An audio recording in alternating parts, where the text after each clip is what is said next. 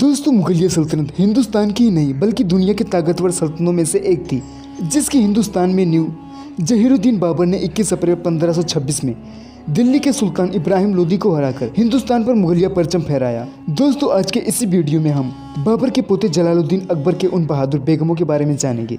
उससे पहले थोड़ा सा अकबर के बारे में भी जान लेते हैं। अकबर का जन्म 15 अक्टूबर 1542 में अमरकोट में हुआ, जो कि पाकिस्तान में है। दोस्तों, भारतीय इतिहास में अकबर को महान का दर्जा दिया गया क्योंकि अकबर जब महज 13 साल का था तब उसका राज्याभिषेक कर उसे पूरे हिंदुस्तान का बादशाह बना दिया गया।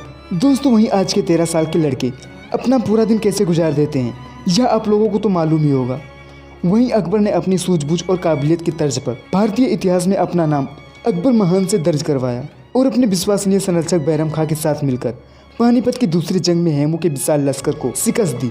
दोस्तों, अब बात करते हैं अकबर के उन होशियार और बहादुर बेगमों के बारे में जिन्होंने मुगल सल्तनत की तरक्की के लिए बढ़ चढ़कर भाग लिया और मुगलिया सल्तनत को आसमान की बुलंदियों तक पहुंचाया। वैसे तो बादशाह अकबर के साथ बेगमें थी, लेकिन भारतीय इतिहास में केवल उन 3 बहादुर औरतों का जिक्र मिलता है, जिनमें पहला नाम आता है रुकैया सुल्तान का।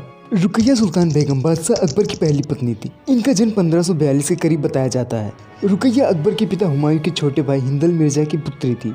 इनकी माता सुल्तानम बेगम थी, इस्लामिक पैगंबर मोहम्मद की बेटी। रुकैया बिन मोहम्मद के नाम पर इनका नाम रुकैया सुल्तान रखा गया। रुकैया बेगम की अकबर के साथ 9 साल की उम्र में मंगनी कर दी गई।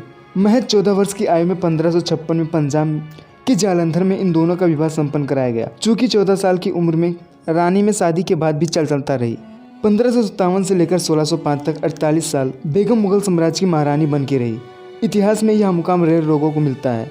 रानी जीवन भर निसंतान रही, परंतु इनके अपने पोते राजकुमार खुर्रम यानी शाहजहां का पालन पोषण करने में कोई कमी नहीं आने दी।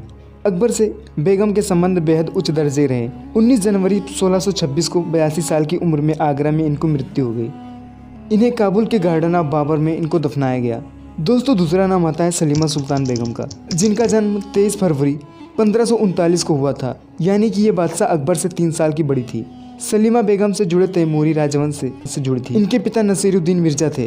बेगम के सबसे प्रभावित करने वाले गुणों के कारण इनके पिता ने उनकी शादी बैरम खां के साथ रचा दी थी, लेकिन शायद खुदा को कुछ और ही मंजूर था। 1561 में बैरम खां की हत्या हो गई, जिसके बाद सलीमा बेगम विधवा हो गई। इसके बाद अकबर को क्यों इतिहास में दरिया दिली राजा माना जाता है, उसका एग्जाम्पल आपके सामने है। सलीमा के विधवा होने के बाद बादशाह अकबर ने उन्हें अपनाया।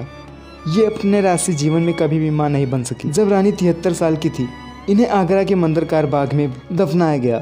दोस्तों, तीसरा नाम आता है जोधा बाई का। अगर इतिहास में कुछ पेचीदा मुद्दों को देखा जाए तो जोधा अकबर का स्थान सबसे ऊपर आता है। फिर बात चाहे जोधा अकबर के संबंध की हो या फिर दोनों के विवाह की। कुछ लोग दोनों के विवाह को एक राजनीतिक समझौता बताते हैं। ऐसा कहा जाता है कि अकबर भारत के सभी रियासतों पर अपना कब्जा करना चाहते थे। उसी दौरान जब उनने अपना हमला आमेर रियासत पर करने की सोची, तब वहाँ के राजा बहारमल ने युद्ध में हिंसा न करके अपने आप को उनके अधीन कर दिया। इसके बारे में इतिहास में कोई पुख्ता प्रमाण नहीं मिलता है।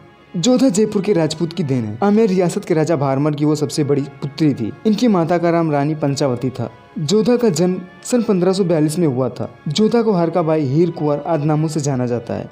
अकबर से शादी करने के बाद मुगल साम्राज्य में इनको मरियम उज जमानी के नाम से भी जाना जाने लगा। अपनी पहली 2 पत्नियों के निसंतान रहने के बाद अकबर ने 6 फरवरी 1562 को राजस्थान के सांभर में जोधा से विवाह किया।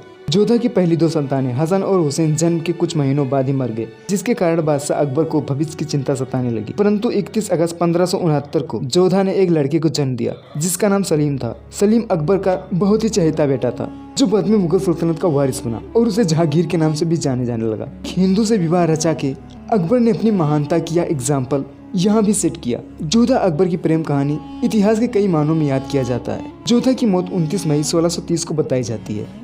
दोस्तों, आज की वीडियो में बस इतना ही। अगर यह वीडियो आपको पसंद आया हो तो इस वीडियो को एक लाइक कर और अपने दोस्तों के साथ शेयर कर दीजिए। और इसी तरह की ऐतिहासिक वीडियो पाने के लिए हमारे इस चैनल को सब्सक्राइब करना मत भूलिए।